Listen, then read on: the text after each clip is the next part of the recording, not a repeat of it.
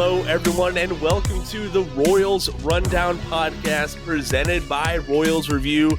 We're here to chat about the Kansas City Royals. We finally have baseball back in action. We have the Kansas City Royals on our television sets. I am Jake Milham and joined, as always, by my lovely co-host, Jeremy Greco. And today we have a special guest with us. He is Lux of the Royal de Lux Podcast. Jeremy, how are we doing tonight, man?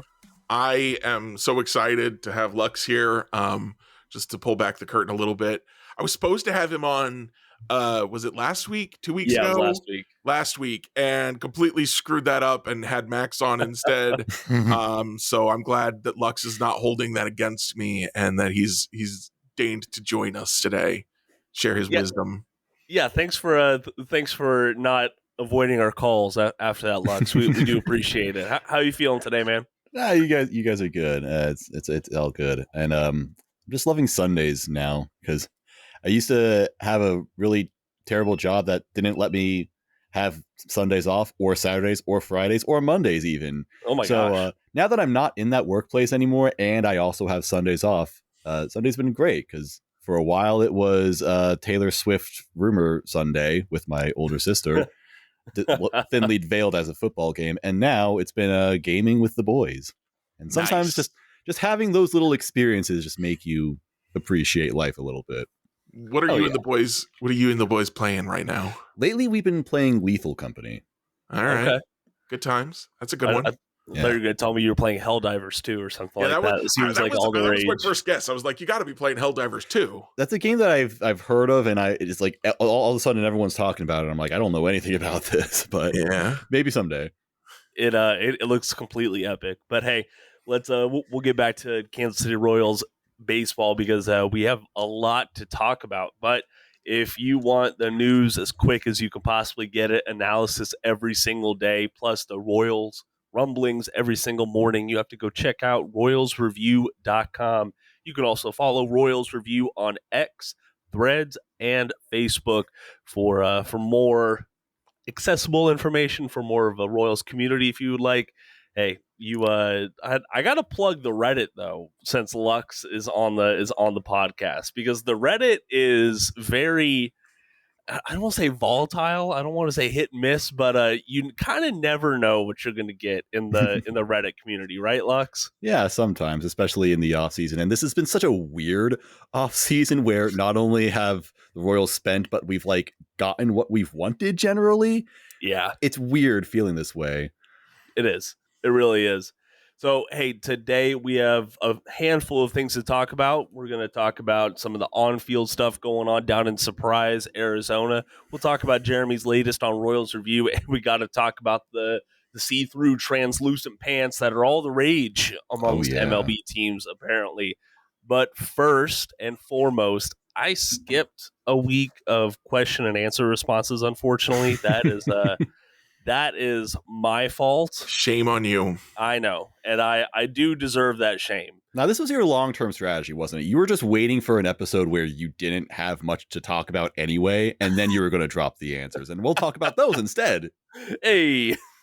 Well, no, but Lux, if you would have brought that up before we started recording the podcast, that kind of would have been a good prompt, because on our Jake Eisenberg episode, I asked y'all, who are you hoping has a great spring training in Arizona? And we got a handful of responses, including from you, Lux, where you said Daniel Lynch, hoping he locks in the number 5 spot. And kind of hard to disagree with that one. But how are you? Just after, 3 spring training games? Have we seen Lynch yet? He was the first pitcher. Yeah, he started the first game. I'm sorry. He was still throwing like low 90s though, wasn't he? Yeah. I'm just not. Yeah, I'm a little worried about that. I mean, I'm kind of like puzzled as to what ever happened with Daniel Lynch, because I think he was low 90s when he was drafted, but then I heard when he got into the Royal system, he started throwing harder, like he was a mid 90s guy. Yeah.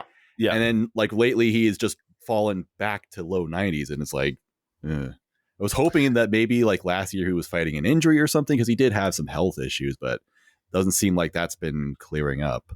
No. Not yet. We'll I kind of don't put a whole lot of stock into the first handful of spring training games because some guys are still getting stretched out from the winter. You have a guy like Mikel Garcia who's been playing winter ball down in Venezuela all offseason, and he came absolutely ready to go in Arizona. And I don't know. I'm hoping that Lynch can get a little bit more of that velo back, a little bit more of that pitch mix, but we'll see. I also really wish we had StatCast in all of the absolutely stadiums. Sorry, Jeremy, go ahead. Yeah, Cole Reagan's 5 strikeouts in 2 innings. That does nothing for you. That means you're not. That doesn't excite you at all. Yeah, I wanted to say that like the numbers in terms of results don't really matter. Like if someone strikes out 5 guys, it's like, all right, sure. But if someone strikes out nobody in 4 innings, it's like, well, whatever. Maybe they were just trying something. Like Zach Greinke last year, I think got like allowed 5 pickoffs or something because he did it on purpose. So that's fine. But then you actually see like the process, and it's like, all right. That's why I'm saying Daniel Lynch throwing low 90s doesn't really impress me. Meanwhile, Cole Reagan's, on the other hand, is apparently throwing 101. Yeah. So that's very impressive. Just absolutely abusing the bottom of the Angels lineup. And hey, his AL Cy Young odds are still plus 2,800 on DraftKings. So go place your bets. Sounds like easy money to me. Lock it in. Legal betting comes to North Carolina here in just a couple of weeks. They got to keep those odds right where they are. Let's go. Exactly. But somehow Tariq Skubal has like double the odds of Cole Reagan's. Have you actually like seen Tariq Skubal's numbers?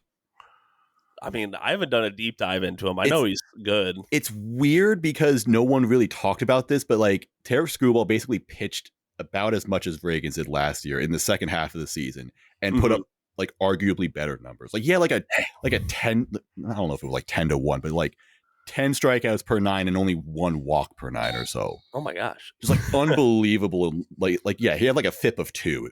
So that's insane. It's weird. Like no one talked about this guy, but some of the people that have been looking at the numbers have been like, wait a minute, this guy is crazy. Hey, keep going through these answers through the Q&A. Jeremy, you had a responder named you.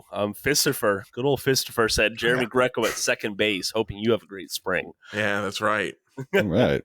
Gonna replace old Michael Massey and Adam Frazier there in one fell swoop. we can platoon. It'll be fine. Yeah. He can do all the hitting and all the fielding and all the running, and I can do all the sitting on the bench. Oh yeah, I mean that's an interesting platoon split, but I guess that's a good way to look at it. Let's see here. Kaufman JT said Nate Eaton. Interesting choice there. Was not expecting that one. Good old Royal Rupert. If he had a good spring and like fought his way into the lineup somehow, that I would be okay with that. I would too. I really would too. Royal Rupert said Dose Tyler Gentry, and Tyler Tolbert. Tolbert got the nod at shortstop today, so that was pretty cool. And he legged down an infield single, so that was a good start to spring for him. And then lastly, Nash fan Sam says, I hope Vinny goes off and becomes another star like we hope. Yeah, that's a guy who we're all kind of assuming is going to go back to that 2022 form immediately, and that might not be the case with his what'd you call it back in the day, Jeremy? Was it his shaky shoulder? Diagnosed with an unstable shoulder. Yes, yes, that's what it was. We just want his shoulder to be stable. He still doesn't have a hit, but he did tell us that for opening day he didn't sleep because he was too amped up to finally be back on the baseball field, which I get, man. That makes sense to me. Yeah. Let's see here. So on the last episode, I asked which prospect are you watching for in Arizona? Because we saw it today. We saw guys like CJ Alexander out there. I mean, we saw Tyler Tolbert, a guy who hasn't played above AA. Saw him getting the start out there. So it's important to watch for these prospects. Mind the Mooses said Tyler Gentry. I'd like to see him push our outfielders to prove that they deserve those spots on the MLB team. Yeah, I think Absolutely. that's Tyler Gentry's already on the 40-man. He could definitely push his way onto the 26-man roster, I think. Royal Rupert said David Sandlin. Oops, I mean Jared Dickey. So no more David Sandlin hype. No more David Sandlin hype, unfortunately. He is long gone. Wishing him the best of luck there in Boston. Ginger said it's a long shot, but I'm hoping we see Asa Lacy pitch at some point. I still want to believe that he has a chance of pitching in the major someday. Yeah, Did he get an invite? What'd you say? Did he get an invite? No, he didn't get he wasn't a non-roster invite, but you never know who's going to show up in yeah, that's fair. in Major League camp. I know he's been pitching. I know he's been throwing off the mound at least. Yeah. But yeah, I'll be interested to see if he makes an appearance in Major League camp. And then lastly, good old Preston Farr said Chandler Champlain, which unfortunately, if I'm recalling correctly, he exited the February 24th game with left elbow tightness. Manager Matt Cotrero said, quote, not a pop. What'd you say? He pitched again today. Okay, well, there you go. Oh, well, that's good news. Matt Cotrero said, you have the right guy pitching yesterday? Chandler Champlain pitched today. You know what? Wait. You know what? Wait, I've done this so many times before because I said Chandler Champlain, and then I definitely look up here, and it's Christian Chamberlain. That's so confusing every time. I don't know why those names are so confusing, but they are. And it's me. It's me. Hi, I'm the problem. It's me. It's the double I guess so. And my mind just instantly goes by it. I need to get onto my research crew for the podcast so they can actually like write down a script. So I'll admonish myself later for that. But guys, so I was so excited for spring training to come back, and then I remembered, oh wait, it's not on television. And I love listening to Ryan Lefevre and Jake Eisenberg, but man, I just really wanted to sit down and watch the Royals on Thursday. We finally got that today. Let's see, here's the bottom of the ninth with one out as we're recording, so we'll get some live updates on here. And they've got Jacob Wallace pitching. I'm not sure who this is. Yeah, Jacob Wallace was with he went down to the Arizona Fall League, I do believe. And yeah, so it's we'll see how it goes. It'll be interesting to see how these guys perform.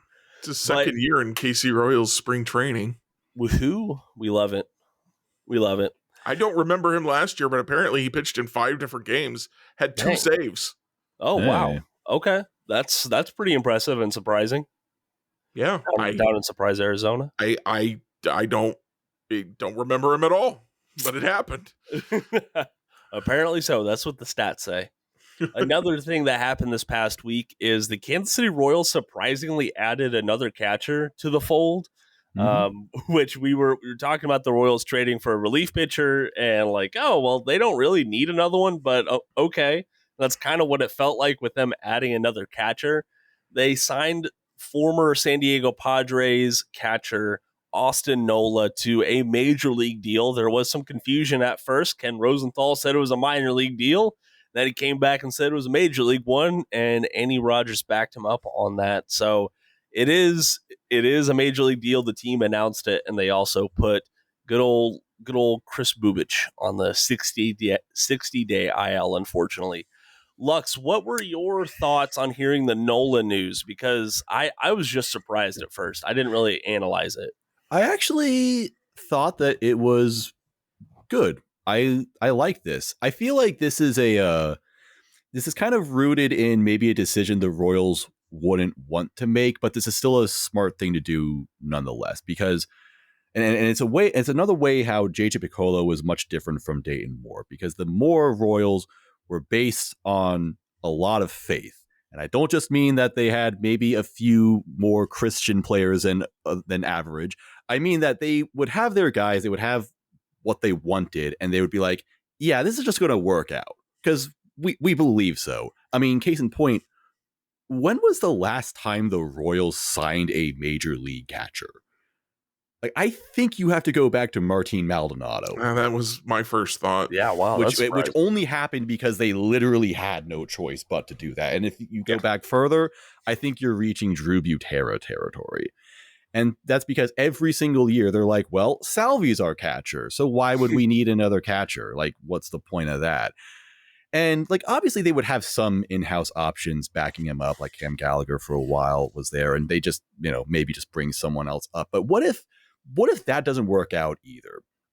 So like right now, the Royals, and we as fans kind of took this for granted as well. Like we're still saying, all right, Salvi's the main catcher, and if not, we've got Fermin. But the thing is, Fermin has such limited experience in MLB that you can't exactly, like how do you project that for the future? What do you actually think you're going to get from? Like if he's good, then great, that works out. And same with Salvi. But what if that doesn't happen? And Salvi, like, you can't expect him to play more than 120 games per season. Like you just can't. He's going to get injured. He puts himself in harm's way a lot. It's just the player he is. That's fine. And even if he does, well, guess what? He's on the wrong side of 30, and he last year maybe put up his worst season offensively. So there are lots of reasons to be pessimistic, and I'm sure the Royals don't want to be pessimistic. I'm sure they want to be like, yeah, we've got Salvi, we've got Fermin, and then behind them, we've got Logan Porter, we've got Tyler Cropley, good like minor league player stories right there. But I don't know, there's just not enough there to really like guarantee some kind of safety. So now they're adding another catcher with major league experience who's like, yeah, you know what, if Salvi doesn't work out and Fermin doesn't work out, we've got another guy instead of relying on a completely unknown player, essentially. This is the example of the Royals raising the floor. It's not just adding talented players to the roster. It's just making sure something's there in case all else fails. Yeah, and I think this probably tells us more about Logan Porter than anything. I know a lot of Royals fans, including you, Jacob, really want to see more Logan Porter, but I think this kind of tells us that the Royals don't really see a future for him as a true big league catcher, even as a backup, because they want to have that veteran presence. Also, Austin Nola, first of all, I was confused about this because at first I was like, Aaron Nola, he's already signed with the Phillies and he's a pitcher. His brother. Okay. And I was like, well, it's a major league deal. That doesn't make sense, but he has an option. So They can send him to Omaha, which is almost certainly what will happen is they'll send him to Omaha and then call him up once Fermin or Salvi gets hurt. I don't even necessarily know that I'd expect him to get called up if they were ineffective, but hurt for sure. But then the other thing that's interesting to me about Austin Nola is he had a bad year last year, which is kind of parlayed, and I think we'll talk about this more in a little bit, with the kind of free agency situation that happened this offseason, led to him not really getting any kind of real offers. But there seems to be some indication that he was suffering from some concussion symptoms. He was having some problems with his sight in his left eye, even though he cleared concussion protocol. And so that may have been what led to his steep decline in offensive ability. So he might actually be like a reasonable option offensively as a catcher, certainly as a backup catcher. So you add something that looks like some stability at that third catcher position. And I know some people are mad about this. The money still hasn't been announced that I've seen anywhere. So I'm thinking he's getting vet minimum. Which you just can't get mad about signing anyone for the vet minimum. You just like can't. $1.5 million, if they signed Chris Owings for the vet minimum, as long as they didn't say, well, he's definitely our starting second baseman, I'd be like, okay, fine. So that's kind of where this is at. I think this says a lot about Logan Porter's probably not going to be the long-term answer. And now the Royals have a little bit of stability if somebody does get hurt. Yeah, and that stability is going to be really important. I talked about that in a piece this past weekend for Kings of Kaufman. Like, I think it was 10 of the original 26 people on the Royals opening day roster from last year did not finish the season either healthy or with the team. Like, you're going to have some constant turnover. And Austin Nola, Freddie Fermin, both those guys have options remaining. I know a lot of fans are rightfully pretty bullish on Freddie Fermin right now, but you got to look at, hey, Austin Nola has caught for Seth Lugo and Michael Wacha. Oh, that's a good point. I think it was 14 times between the two of them in 2023 alone. And Nola was not the full-time catcher there in San Diego. And you can guarantee that the Royals asked those guys, hey, what do you think of Austin Nola before they signed him? So they almost certainly got positive reviews from them. Yeah, and this was like the Royals jumped on Austin Nola. I want to say that like it was announced that he was being released from the Milwaukee Brewers in camp, and then an hour later, news broke that the Royals had signed him. So this was a very quick move, something that I enjoyed seeing. I will say this, Jeremy, according to Fangraphs, his contract is for 1 year, $975,000. So not even a full million. No. Oh, wow. Not even a full million. That's even less than I thought. Lux, any more thoughts on Nola before we move on?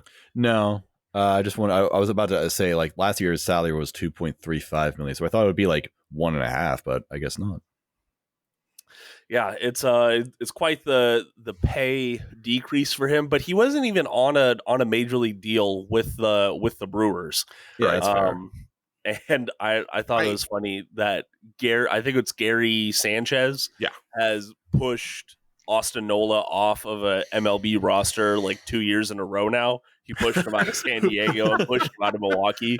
Damn. So that poor guy. I hope they have good rapport at least. Yeah. Jeremy, were you saying something? I'm sorry, I was man. just going to say, I wondered if, like, before you reminded me about Gary Sanchez, I wondered if the Royals maybe kind of went to the Brewers and were like, hey, unless you're going to put him on a major league roster, like, we want to give him a big league deal. So can you just do right by him and cut him from the minor league deal? Because I feel like that's the sort of thing that does occasionally happen where a team is like, hey, this is absolutely what happens in the NFL, right? With the practice squad, where the teams come and say, hey, he's on your practice squad. We want to give him a full contract, and they do that. So I feel like there's probably like gentlemen's agreements that happen in baseball for that kind of thing. But as you reminded us, Gary Sanchez probably actually the reason he got cut, and the Royals were just kind of following all that very closely. Probably so.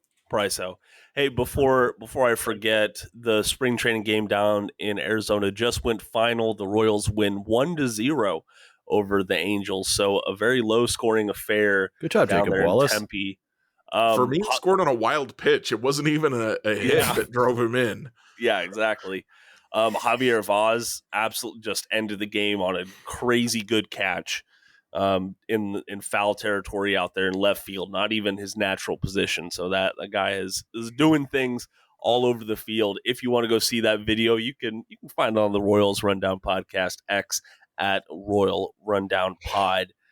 But guys, Jeremy, I do want to give the lion's share of the episode to your free agency story and talk about that and kind of give you a chance to do a victory lap, because you months ago you said this was going to happen and I didn't believe it would happen, and it has happened exactly how you said it. But we got to talk about the see-through pants, guys. It is absolutely atrocious. I get it. There are so many uniform things that fans can gripe on, like, oh, why is it this color combination? Why isn't it this color combination? Yada, yada, yada. But when it's not even safe for baseball players to sit down or to bend over on the field without us seeing their genitalia, that is unacceptable, in my opinion, at least. Jeremy, I know I didn't provide like any information there with this whole pants stuff, because I assume everyone has seen it and heard about it, but could you summarize like what's going on real quick? I mean, I think that's a safe assumption. I have a variety of interests, so I have many friends who are not only not baseball fans, but they're almost anti-sports, who have approached me and been like, what's the deal with the MLB pants? This is a big deal right now. A lot of people know about this and are asking questions about it, mostly making jokes. Which I get, but also like I'm embarrassed for MLB, and I am upset for the players, because they did not ask to expose themselves in this way. I do kind of question why more of them aren't just like going to Dick's, a little bit of coincidence there, irony maybe, and buying some other baseball pants, or wearing like some bicycle shorts or something underneath. But even so, I don't want to victim blame here and be like, well, they should do this.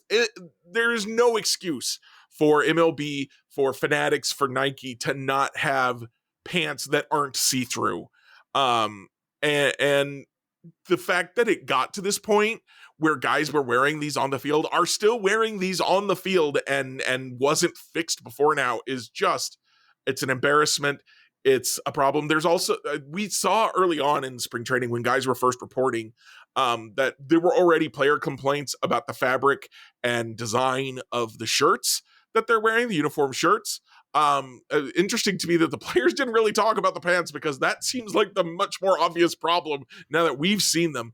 And of course, Rob Manfred has come out and said that these are the pants are made of the exact same material as last year. Nothing to see here. You all are just making a big deal out of nothing. And it's like, dude, you are the same guy who, after they physically proved that the baseballs were different from year to year, said, no, the baseballs weren't changed. I wasn't going to take your word for it anyways, but the evidence of my eyes tells me, because, and the evidence of everyone talking about this tells me that this is real, because no one talked about the pants being see-through last year. My friends who were not baseball fans didn't talk about this last year. They're talking about it now. It is, even if these pants are identical to the last year's pants, even if that were true, it's still a problem that needs to be fixed. So don't tell me about how the pants are the same. Stop worrying about it. Tell me how you're going to fix it, because it needs to happen, and it needs to happen yesterday. Game day internship with the Omaha Storm Chasers is the perfect opportunity for a college student interested in exploring a career in the sports industry. Storm Chasers interns have the chance to work in almost every aspect of game day and event operations at Warner Park, while gaining knowledge about the inner workings of minor league baseball. There's no better way to learn and grow while discovering your passions and goals than becoming a part of our Chasers family. To learn more about internship opportunities with the Storm Chasers, head to omahastormchasers.com or email Ania Tate, ANIYAT, at omahastormchasers.com. Everyone get on your feet, stir up the storm, we're family. Baseball season is on its way, and there's no better place to spend the summer than with the Quad Cities River Bandits. From the Royals' top prospects on the field to a jam-packed promotional schedule, the fun never stops at Modern Woodman Park. Can't miss any of the action? Ticket packages are on sale now, with full season plans starting at less than $5 per game.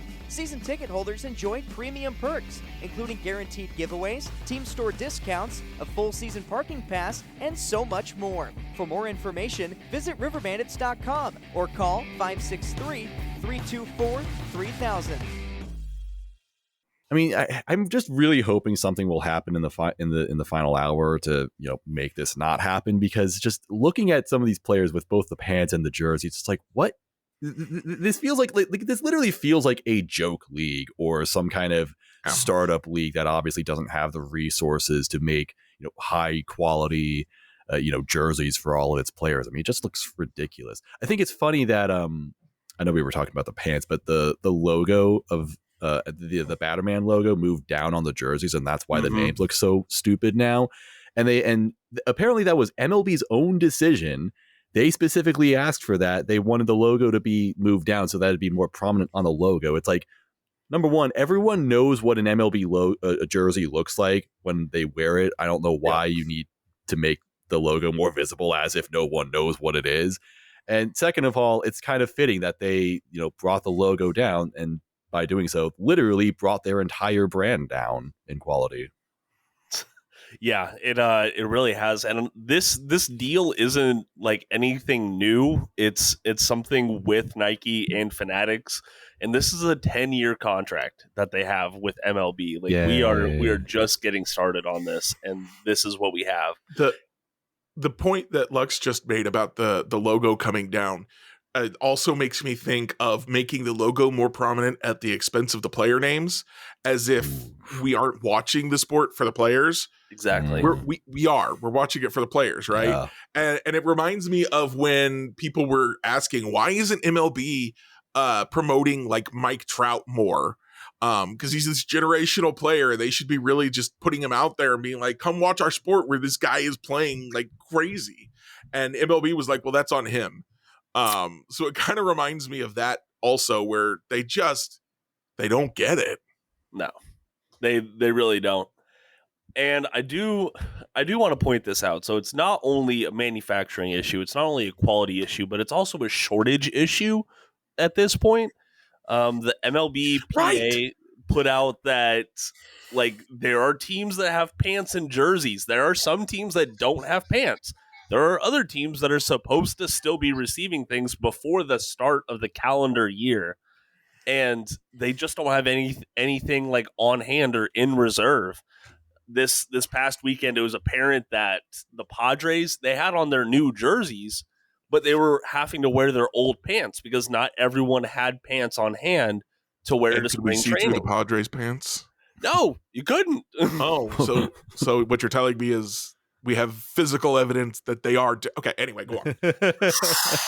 Man, well, I will say this. I am wondering, because it was the Padres player, I don't know who it was, who was bending over, I believe, and you just saw everything that there was to see there. I wonder if after that happened, all the players came together and said, "No, we're just going to wear our old stuff." That's a thing I wondered is like I said, I wonder why guys aren't refusing to wear those pants, because I got to tell you, I would refuse to wear those pants. Yeah. I would too. I don't know. This is just. I'm sure some guys are like, I don't care. Everyone can look at my junk, and that's fine. Yeah. But most of them surely don't want that. Right. And it's honestly, it's embarrassing, and it's just another thing that you have to think about. So, little quick story time here. Do you feel comfortable taking your family to the ball game right now? Not anymore. I mean, I know my wife loves me, but if she can see everything that Bryce Harper has going on down there, it's a loss. I made a mistake. Okay, We're gonna sit in the nosebleeds way back. Yeah, No exactly. binoculars allowed.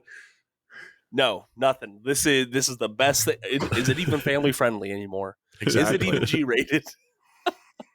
But quick story time. So in the Navy, we have our dress white uniform, and one of the things is, if you look close enough, the white pants are mostly see-through. It's just like with the grain, you can look through them for the most part. I remember a guy when a few years ago, you wore like hot pink underwear to a dress uniform inspection, and you could like just see everything. You could see the hot pink underwear. You could just see all the details and stuff like that. Was that a bet or like a dare? Or That sounds like a hazing thing, honestly. It was a dare.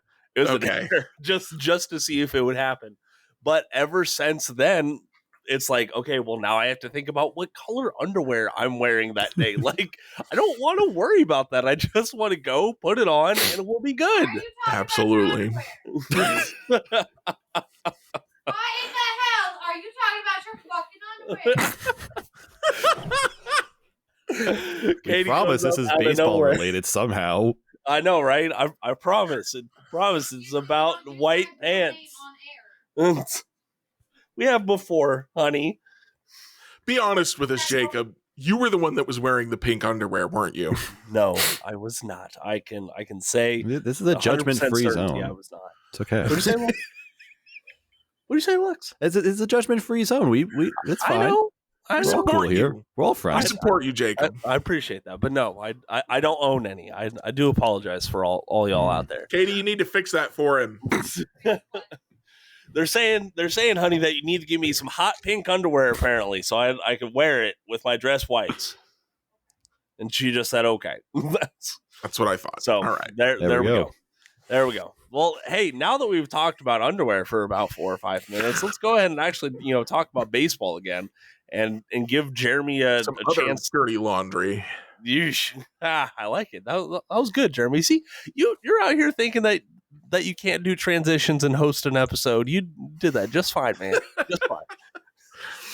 But Jeremy, I want to give you a chance to talk about your latest on royalsreview.com. And then Lux, have you already read Jeremy's story? I think it went up yesterday. No, I'm illiterate. So go ahead Fair. and pull that up. And Jeremy, while he does that, why don't you go ahead and tell our listeners what it's all about? So first, let me kind of go through the process of how this came together. I started off knowing, like off the top of my head, that we are in spring training. Blake Snell does not have a team. Jordan Montgomery does not have a team. Matt Chapman does not have a team. Cody Bellinger does not have a team. Cody Bellinger has a team today as we're recording this, but he did not until after this article went live, much less when I was writing it.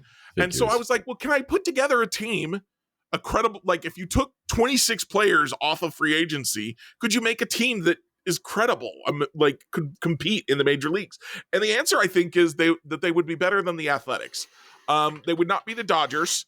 They might not even be the Royals, but they would be better than the Athletics. So I kind of posted that up, and then I realized that I got all my information about who had and had not signed from Spot Rack, because I just found it easier to navigate their website. And then I discovered that Spot Rack just marked guys as still being free agents, even if they'd signed minor league deals. So like 6 guys that I said were free agents still had signed minor league deals. But my point stands because this is a team that, you know, again, has credible major leaguers on it that signed minor league deals or haven't signed at all.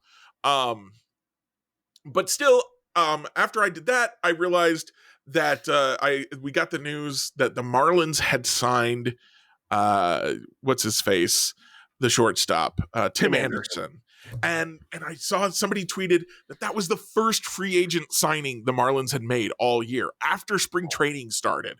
So I went and looked that up, and that was true. And I was like, well, what's everybody else doing in free agency? And that's when I discovered that half the teams, and I'll list them here in just a second, had not signed an impact free agent, had not really made major transactions in the free agency market. And some of them have made trades. Notably, Atlanta has made a bunch of trades, but they hadn't really interacted with free agency, which is just crazy to me. And then I went and I signed up for a premium subscription on Spot Rack so I could do some numbers. And I found that free agency spending this year is 2/3 what it was in the previous year. And that's after you account for the $1 billion that the Dodgers put on 2 players. Shohei Ohtani and Yoshinobu Yamamoto. If you took that $1 billion away for those 2 players, it would be 1/3 what had been spent the previous year. And I wish that I had kind of scrapped the part that was just the free agency team, because it's kind of fun, but like I really the focus should have been more on the lack of free agent spending in general. So let me just go through these teams real quick. Atlanta signed Ronaldo Lopez to a 1-year deal. That's it. Baltimore, Craig Kimbrell, 1-year deal. That's it. Before yesterday, the Cubs had signed Hector Neris to a 1-year deal. That's it.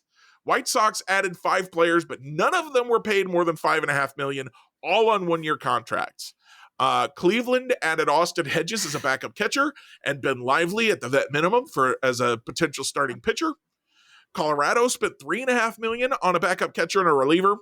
Houston they did add Josh Hader, but he's a reliever, volatile. They did spend a lot of money on him, but after that, only a backup catcher. Minnesota has only added former Royals Carlos Santana and Josh Staumont. Not exactly the prime picks out there. The Yankees have only added Marcus Stroman and Luke Weaver. The Athletics added 3 pitchers on 1-year deals totaling less than $15 million. The Phillies, outside of bringing back Aaron Nola, which I don't really count because it's more of an extension situation than really a true free agent situation, especially as early as they signed him in the offseason. He didn't have time to really get competing offers. And then after that, they only got Whit Merrifield, Spencer Turnbull, and Colby Allard all on 1-year deals totaling $11 million. The Padres added Wandy Peralta and kept Jurickson Profar. The Mariners added only Mitch Garver and Austin Voth, who I've never heard of. The Rangers added Tyler Mahle and 3 guys that I think nobody's ever heard of. And honestly, no, I wouldn't have heard of Tyler Mahle if he hadn't been a Twins pitcher. And then the Nationals added Joey Gallo and 2 other guys for $10 million total.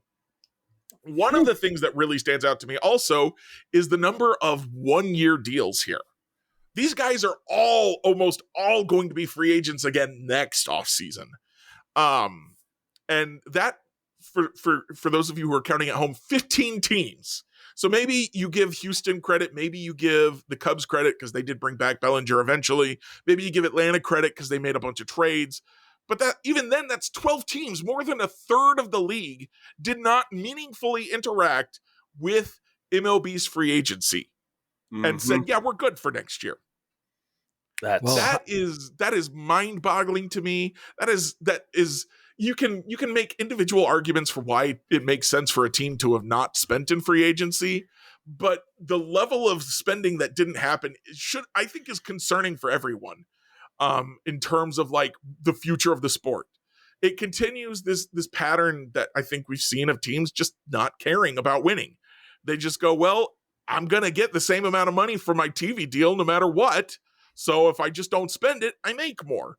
And then, of course, I wrote early in the offseason about the trends that we were seeing in the tech industry, where the rising interest rates, federal interest rates, was causing a ton of layoffs, and people weren't spending because it made more sense. You could make more money by leaving your money in the bank than by spending it on talent. And I think that absolutely plays in here too. There's also possibly the element of uncertainty over the TV deals and teams worrying about where that money is going to come from. But that's not every team. Some of the teams knew where their money was coming from as far as that went. And of course, the TV deal stuff, I think, has mostly been figured out for this year. And yet the free agents are still out there. So that, I guess, that's where the free agency team that I invented kind of comes in.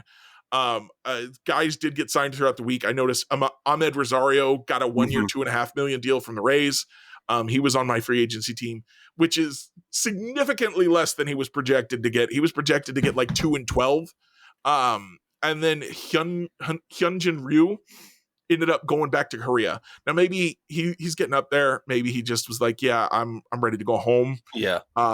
So that's possible, but also it's possible that nobody gave him a real offer and he was tired of screwing around with MLB. He could get a decent deal from a Korean team and go back there. He saw the pants and I'm like, I'm not wearing those. Yeah.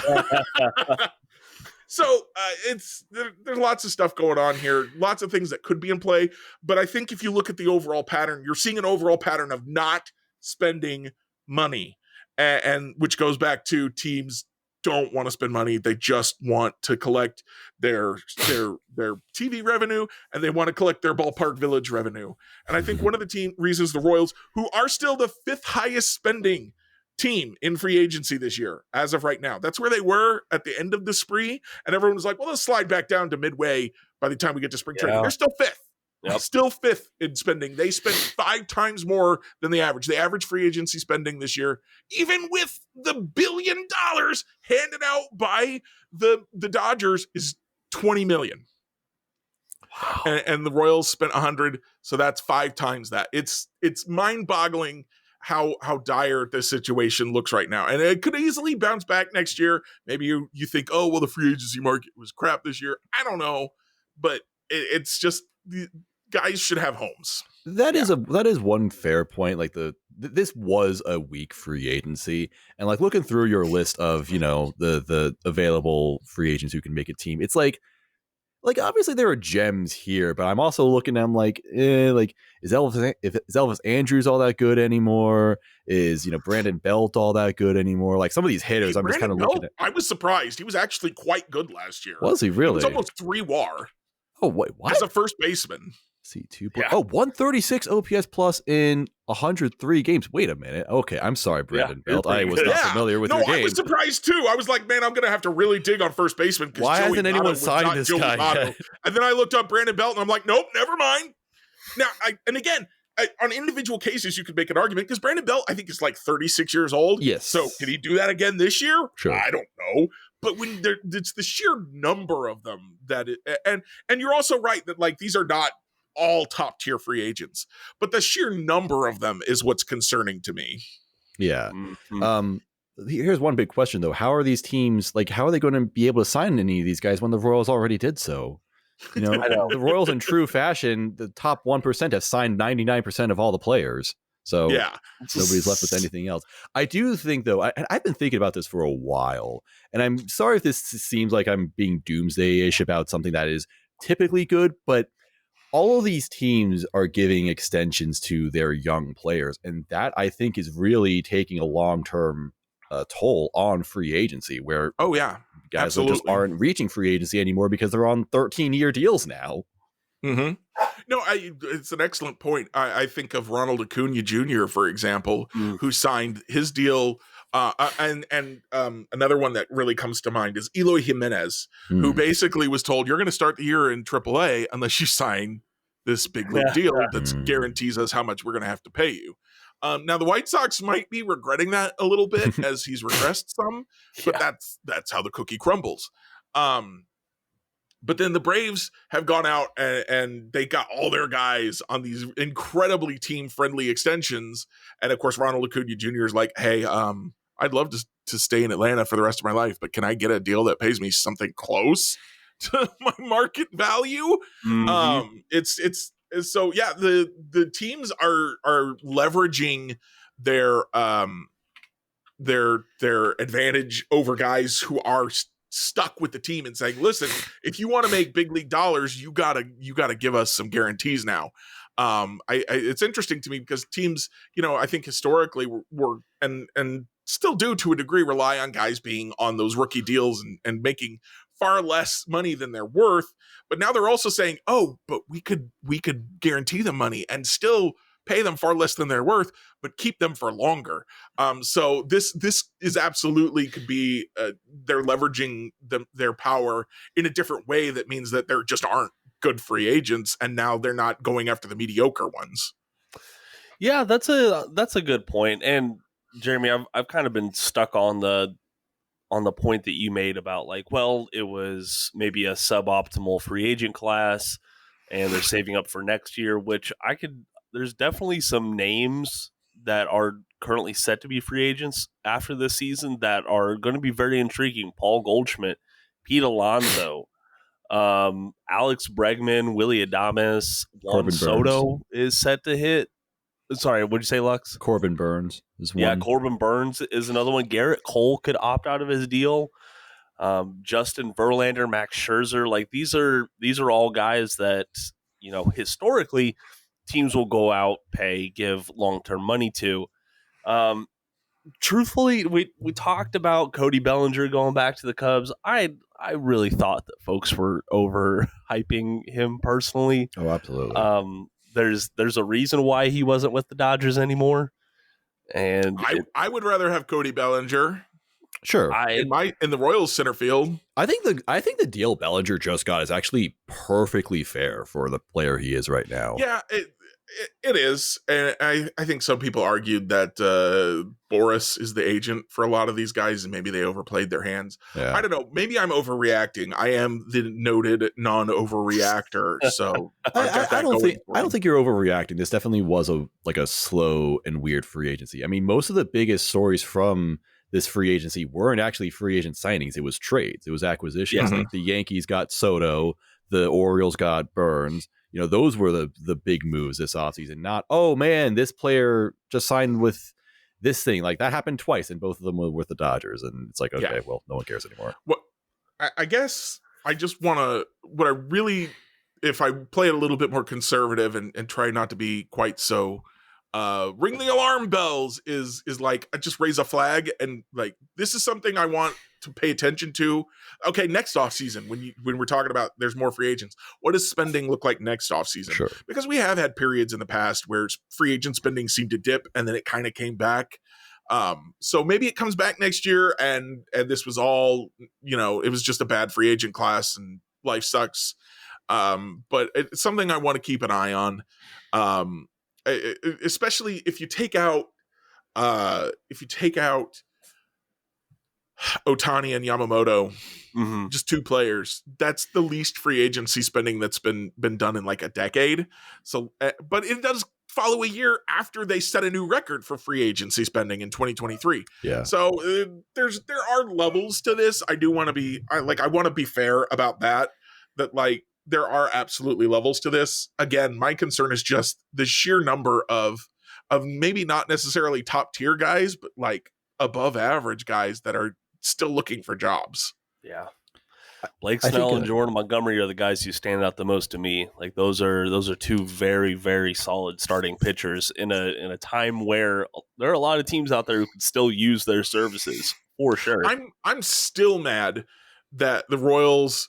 I remember when Jordan Montgomery got traded from the Yankees to the Cardinals for Harrison Bader, and I thought the Royals should have got Michael A. Taylor to go for him. I thought that would have made sense, and I would have loved to have had Jordan Montgomery on the team, and I'm still mad about that. I remember that.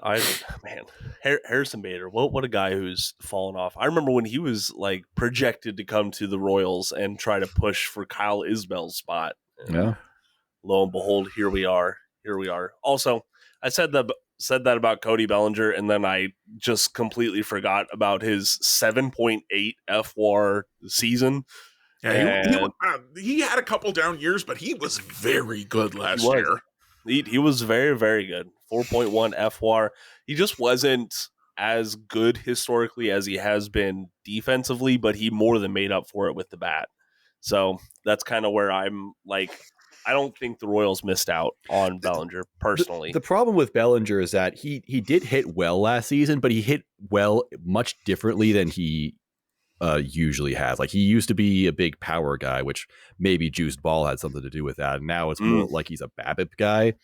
And that's just a very odd thing. Again, it's like, how do you project the future of that? So that's why I say like a 3-year deal with a bunch of opt-outs is just really good for. Oh, did he get opt-outs on that thing? Yeah, all of those years are opt-outs. Oh, okay. I didn't see that part. So that's actually a much better deal for him than I thought it was. Yeah, this is the year of the player options. Apparently, I don't Apparently. I don't know if the Royals set a trend or if this was just the way things were meant to be. Last point I wanted to make on this is that just reiterating something Jeremy said, that when like maybe teams are just saying, oh, we're going to wait until next year or so. But I feel like every year a bunch of teams say that, like, oh yeah, we're going to sit with what we have now, and then we'll see next year. I mean, the Orioles, I keep bringing them up, like they really come to mind, where they had those rebuilding years in the late 2010s. They're like, oh, we'll spend later. We're waiting to get a window going here, and then it's like, well, this window's going, and they're still not spending, and so I don't know. And Craig Kimbrell, people are going to go, oh, well, he's such an amazing closer. That's a big deal. Well, he's not the Craig Kimbrell you remember. And he signed a 1-year deal now. Yeah. Because he's not the Craig Kimbrell you remember. He's still good, but he's not the guy anymore. So that's not what you think it is if you're thinking of the old Craig Kimbrell out there. Mm-hmm. So, hey guys, anything else to chat on regarding the Royals before we get on out of here? I did want to bring up just one weird thing that I am keeping an eye on, which is that Hunter Renfroe has not taken an at-bat for the Royals yet through three spring training games. I haven't heard any injury news, but I really thought I'd have seen him by now. So I'm a little bit concerned about where is Hunter Renfroe. That's fair. Has anyone seen Hunter Renfroe? Is he refusing to wear the pants and they're like, fine, you're not going out there then? Hey, maybe so. Be hard to blame him for doing that. Oh, hey, another former Royals thing. Did you all see that they gave Hunter Dozier Ohtani's number? Yes. Oh my gosh, I didn't see that. That's amazing. He's wearing 17 out there for the Los Angeles Angels. He's finally established himself as the best player to wear 17 in the American League. Congratulations. Oh my goodness. Hunter. What a guy. What a guy, Hunter Dozier. I was just watching watching the Javier Vaz catch, and this actually really is a crazy good catch. It is. It's an amazing catch. Goodness. He is so very, very talented defensively, and like he doesn't have a whole lot of power right now, but his hit tool is there. He's just a really like polished guy coming out of Vanderbilt, and I'm surprised that he lasted so long in the MLB draft that the Royals could pick him up, and it's looking like a steal so far. But we always say this stuff about like the toolsy contact first middle infield who can play the outfield guy, right? Yeah, well, I was about to say, like, I thought he was a middle infielder, and then he makes his catch in left field. Like, wait, is that new? Has he always been playing the outfield a little bit? Yeah, so I interviewed him at the end of last season, and so the Naturals started using him a little bit more all over the field. He's a second baseman / center fielder by trade. Like, he played both at Vanderbilt, but they started using him at the corners a little bit more depending on the matchups or like just who they needed to have in the lineup at that time. And Voss said he doesn't care. He just wants to stay in the lineup, and he wants plate appearances. And so he's going to play wherever he needs to. And I'm pretty sure he could competently play shortstop. I wouldn't put him like at either one of the corner bases. That's just not his forte. But I said the same thing about Maikel Garcia, and look how that's going. Hey. But let's see here. Hunter Dozier. Yeah, it's been very exciting to have baseball back. I will say it has just been. I forgot how much it ebbs and flows with spring training baseball. Like guys aren't even getting multiple at bats. They are getting like one and they're going and they're moving on. Like today, I very rarely will I see a Royals name that I don't recognize. I was like, who the heck is Leonel Valera? Like, why? Who is he on the Royals? And he saw action in today's game. Devin Mann, Tyler Cropley, Diego Hernandez, good old Lester, good old Josh Lester made his Royals spring training appearance. So it's Lux. How are we feeling about baseball? Me back, man. I know some of these names. I understand. I follow the Royals. Yeah, I know who all those guys are. Great. Yeah, man. Jeremy, what about you? Are you guys back? I'm feeling kind of honestly a little dumb right now. I spent the last week being like, watch that opening day lineup for spring training. It'll tell you a lot about the opening. Said nothing about the opening day Royals lineup. Absolutely nothing. Bobby Witt Jr., Salvador Perez were not even in the lineup. Garrett Hampson was leading off. There's a solution to the leadoff debate. Garrett Hampson is right in front of us. And then Saturday, I have Saturday game threads this year for Royals Review. So I wrote a little blurb about the game before it came up. And I said, Alec Marsh is the first pitcher, the starting pitcher. He's probably only going to pitch 1 inning, so don't worry about it. He pitched 2. And then the guy after him, I can't even remember who it was right now, pitched 2. And I'm just like, apparently I don't know anything about baseball. I don't know why anyone is listening to me. It's because we're the best Kansas City Royals podcast around, Jeremy. We're the best, and this is what I offer you. Congratulations, everyone. When we combine mites with the Royal de Lux podcast, like we're doing certainly then. Yeah. Well, wait, it's like we're like morphing into like so the Power Rangers get all their mechs and put them all together. Yeah, that's right. We're just doing the fusion dance over here. The second pitcher, by the way, was Anthony Veneziano. You do know who he is. Yeah. You know who Anthony I just couldn't remember his name. Oh, okay. Oh, my goodness. Well, hey, guys, let's go ahead and get on out of here. It's a Sunday evening. We got to get ready for the work week, unfortunately. We'll get on out of here with some Royals. We need more subscribers and more listeners so that I can stop with the work week nonsense already. Yeah. Make this your work instead. Exactly. Start paying us, folks. I will give you a daily podcast. I don't even care. Absolutely. Jack Johnson has the corner on that market, friend. Sorry, man. It's a tough guy to beat. What'd you say? That's a tough guy to beat. Jack Johnson is great. It is. He's doing good work down there in Arizona. Kudos to him. Oh yeah, he's doing that too, man. Yeah. I thought he was just a podcast guy. No, he's out traveling, being important and stuff. What are we doing with our lives? Something wrong, apparently. I'm doing something wrong, apparently. But we can do no wrong with our Royals reviews. So, Jeremy, do you mind starting us off tonight? No, sure. I'll go first. I forgot last time, so let me go ahead and make sure that I give my every episode shout out to Marvel's Midnight Suns and Like a Dragon Infinite Wealth. I did finally finish Infinite Wealth last week. Whoa. Clocked in at 142 hours when I was done with that sucker. Man. Good times. So this week I'm going to review for you. Actually, I was just talking about this with Lux right before we started recording. Dimension 20. So a lot of you have probably heard of Critical Role. This is the same idea, but with a different group of people. They're not voice actors. They're all from College Humor.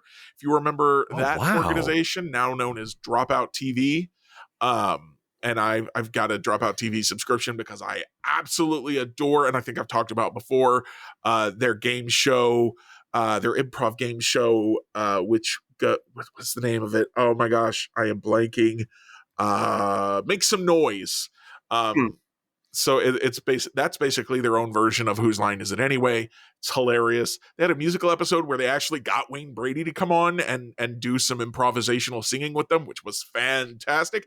Anyway, I'm talking about Dimension 20 now. Yeah. So Dimension 20 is a role-playing TV show thing on Dropout TV.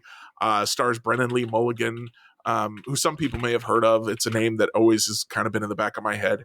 And I'm currently watching their season called A Crown of Candy, which is Candyland meets Game of Thrones. Ooh. So all the characters are like candy people. Like they've got a guy playing a gummy bear knight called Sir Theodore Gumbar.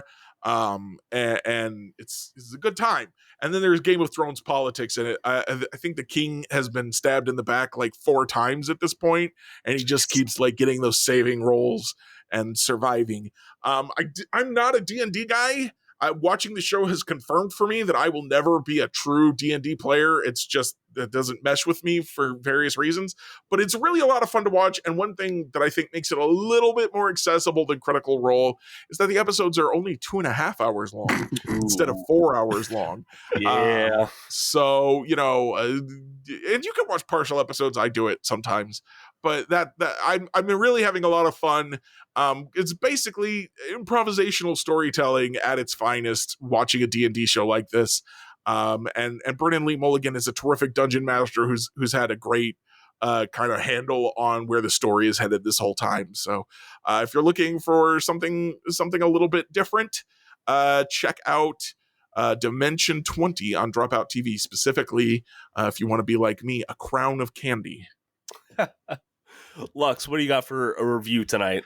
I am going to plug something that I am loosely associated with, because if I wasn't Reddit enough for y'all, let me tell you about some Reddit stuff. So my friends do what are the R Anime Awards. The anime subreddit has their own awards thing that they started around the same time as Crunchyroll starting the actual anime awards, except number 1, Crunchyroll's an evil company. I don't support them. Number 2, all corporate awards shows are basically like nonsense and just they exist to serve their own corporate interests. They don't represent you. And we would all be better off as a society if we stopped pretending that they matter and are important to us. The Grammys, Emmys, etc. So on the community level, that's where things are much more interesting, because those people actually care and they just want their voices to be heard. So this strives to be much more thorough by not only allowing the public to obviously vote on everything, including like what gets into each category, so that you're not looking at each category like, what is this show? Why is it here? It's because thousands of people decided it should be there. That's why. But also they have a second voting system for a jury. Each single category will have a few people that are selected to not only watch everything in that category and like have small written reviews of them to prove that they did that, but then they, vote and they have their own separate winner. So there's the, public, untampered with winner that's just, majority vote. And then there's the insightful jury winner for each and everything. And it's just a very, it's complicated, honestly, but it's very thorough. So if you ever want to see like, okay, what was the best anime of given year? Animeawards.moe is the website where they compile it.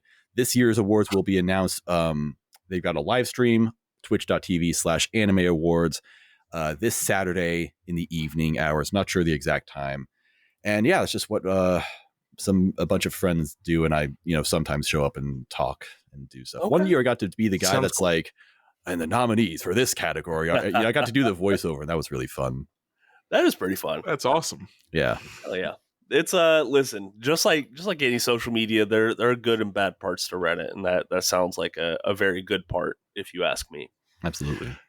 My review for tonight is going to be on the hella awkward card game. So Honey and I, we picked this up while we were on our trip to Florida.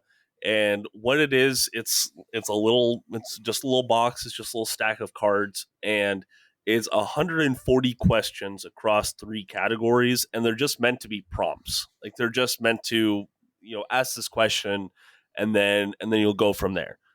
And they have 4 different categories. So you can play it with friends. You can play it with your partner. What there happened? Are success stories of like playing it on second or third dates as like a way to actually get to know each other. The categories, they go all over the place. You have relationships in general. So talking about communication and what people mean to you. you have dating, you have sex, and then you just have real talk just to get people's opinions. I think it's nice. We talked about relationships and sex. Now we need to talk about something real. Yeah, I know, right? Everyone knows those are fake. Yeah, those don't matter as much, and it's, I don't know, just with Honey, we've known each other for a very, very long time, so it's kind of safe to assume like, oh well, I know, like it's safe to assume that, hey, I know everything about her, and some of these questions I already knew the answers to, but He it was knows good. nothing about me. But it was good just to hear like, okay, well, I didn't know this, or I haven't heard her voices before. So if you are looking for a new kind of communication prompt just to break up the monotony, go check out the Hella Awkward card game. It's like $25. It's a little box. That's nothing. It's nothing that's going to break the bank. Go check it out. Sure. All right, guys. Let's are we good to get out of here? Any other save rounds? Anything that we forgot? I still don't know where Hunter Renfrow is, but yeah, we're good. No, I don't know where Hunter Renfrow is, and apparently Mac Potrero doesn't know where Hunter Renfrow is either. We talk about the weird lineup stuff, and he doesn't know about Hunter Renfrow. So before we get out of here, Lux, please go ahead and tell folks where they can find your podcast, your release schedule, stuff like that. All right, I am doing Royal de Lux Podcast. It should be every Monday and Friday. I will have an episode for Monday, so it will be already out. I don't know why I'm announcing this. And then I'll get back to Friday episodes at some point. And if not, you can find me at r/KC Royals because I'm the moderator over there. And also, I'm now the moderator of r/baseball. So you can just go on to reddit.com and find me and flame the crap out of me for not doing stuff that I should be doing. Okay. Like talking about how amazing Chris Bubich is. Exactly. Yeah. He is pretty amazing, even if he is on the 60-day IL. So everyone out there listening, thank you so much for supporting us as always. If you're still out there, please go check out royalsreview.com on Facebook, X, and Threads to stay up to date on all things Kansas City Royals. Plus, game X? threads are out there, so you're going to be seeing a lot more action from the Royals Review crew, and you can go join the great community that's out there. You can find our social media links in the podcast description below. But we are officially back in full gear. We are back to 2 episodes a week, plus some special bonuses when they come up every now and then. Jeremy, thank you for joining me as always. Lux, happy to have you on tonight and make up for last week. And Honey has one last parting word for all you listeners out there. And until next time, go Royals. Yeah. All right.